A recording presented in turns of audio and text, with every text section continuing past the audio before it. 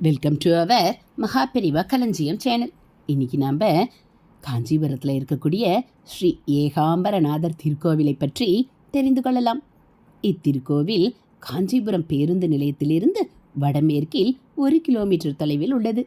சிவபெருமானின் பஞ்சபூத ஸ்தலங்களில் ஒன்றான பிருத்திவி, அதாவது நிலம், ஸ்தலமாக திகழ்கிறது. 3500 ஆண்டுகள் பழமையான மாமரம் இத்திருக்கோவிலின் ஸ்தல விருட்சமாக திகழ்கிறது.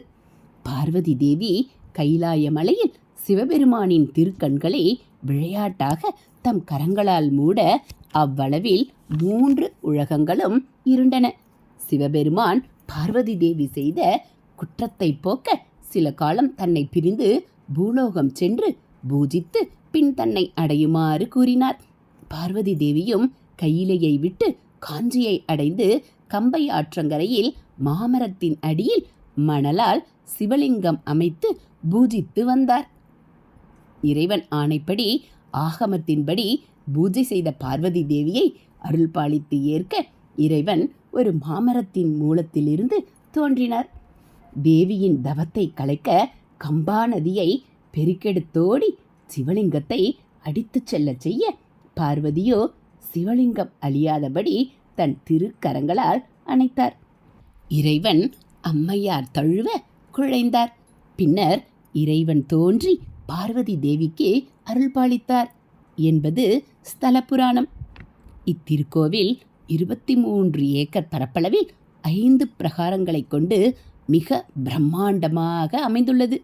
192 அடி உயரம் கொண்ட ராஜகோபுரம் தெற்கு முகமாக அமைந்துள்ளது. கோவிலின் நுழைவாயிலும் இதுவே ஆகும். கிபி 1509ஆம் ஆண்டில் கிருஷ்ணதேவராயரால் ராஜகோபுரம் கட்டப்பட்டுள்ளது. இத்திருக்கோவிலில் கம்பை தீர்த்தம், சிவகங்கை தீர்த்தம் ஆகியவை உள்ளன. கம்பை தீர்த்தம் 1000 கால் மண்டபத்தின் அருகில் உள்ளது. சிவகங்கை தீர்த்தம் கொடிமரத்தின் வடக்கு பகுதியில் உள்ளது. ஏகாம்பரம் என்ற வார்த்தையை பிரித்தால் ஏகம், ஆம்ரம் என்று வரும். ஏகம் என்பதன் பொருள் ஒன்றானவன், அதாவது தன்னிகரற்ற தலைவன். ஆமரம் என்றால் ஒற்றை மாவின் மாமரத்தின் மூலத்தில் இருந்து தோன்றியவன் என்பதாகும். எனவே இப்பெயர் வழங்கலாயிற்று.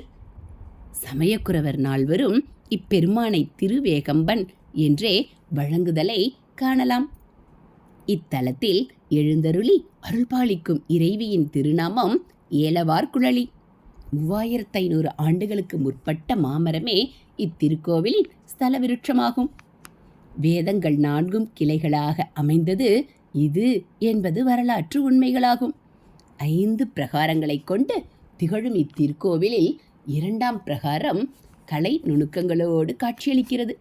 இப்பிரகாரத்தில் மாவடி அமைந்துள்ளதை காணலாம். இத்திருக்கோவிலில் 2ஆம் பிரகாரத்தில் பவித்திர மண்டபத்திற்கு முன் பிரளயங்காத்த அம்மன் சன்னதி உள்ளது.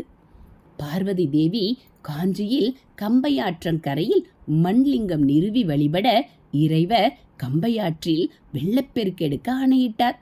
இதை கண்டு அஞ்சிய பார்வதி தேவி பிரளய காலத்திலும் காக்கும் பிரளய சக்தியை அழைத்து வெள்ளத்தை தடுக்க ஆணையிட்டார். பிரளய சக்தியும் வெள்ளத்தை தடுத்து அன்னை பூஜைக்கு உதவி செய்தார். இங்கு ஸ்ரீ நிலாத்துண்ட பெருமாளும் உள்ளார். 108 திவ்ய தேசங்களில் ஒன்றான ஸ்ரீ நிலாத்துண்ட பெருமாளின் சன்னதி இத்திருக்கோவிலில் முதல் பிரகாரத்தில் ஈசானிய மூலையில் அமைந்துள்ளது. திருப்பார்கடலில் கடைந்தபோது வாசுகி உமிழ்ந்த ஆழகால விஷத்தால் திருமால் வெப்பு நோயும் தீந்த நிறமும் பெற்றார். காஞ்சியில் ஏகாம்பரர் முன்பாக சந்திர ஒளிப்படுமாறு நின்று பழைய நிலைமையை பெற்றார் என்று புராணம் கூறுகிறது. மங்களாசாசனம் திருமங்கையாழ்வாரால் ஒரே ஒரு பாசுரம் பாடப்பெற்றுள்ளது. திருஞான சம்பந்தர், அப்பர், சுந்தரர், மாணிக்கவாசகர் இந்நால்வராலும் பாடப்பெற்ற ஸ்தலமாகும். மேலும் காளமேக புலவர், இரட்டை புலவர்களாலும் பட்டினத்தடிகள் போன்றோராலும் பாடப்பெற்றுள்ளது. சுந்தரமூர்த்தி சுவாமிகள் தம் 2 கண்களையும் இழந்த நிலையில் இத்திருக்கோவிலை அடைந்து ஸ்ரீ ஏகாம்பரநாதரையும் ஏலவார்குழலியும் வேண்டி பணிந்து தம் இடக்கண்ணை பெற்றார். இது போல் ஆன்மீக தகவல்களை நீங்கள் தெரிஞ்சுக்கணும் அப்படின்னா மறக்காமல் நம்ம சேனலை சப்ஸ்கிரைப் பண்ணுங்கள். கூடவே பெல் ஐக்கானை கிளிக் பண்ணி ஆளுங்கிற பட்டனையும் அழுத்திடுங்க. நம்ம சேனலில் வரக்கூடிய ஆன்மீக கதைகள், மகாபிரிவா மகிமை, தெய்வத்தின் குரல் பகுதிகள் எல்லாம் உங்களுக்கு பிடிச்சிருந்தா ஒரு லைக்கும் கமெண்ட்டும் கொடுத்து உங்களுக்கு தெரிஞ்சவங்களுக்கும் ஷேர் பண்ணுங்கள். தேங்க்யூ.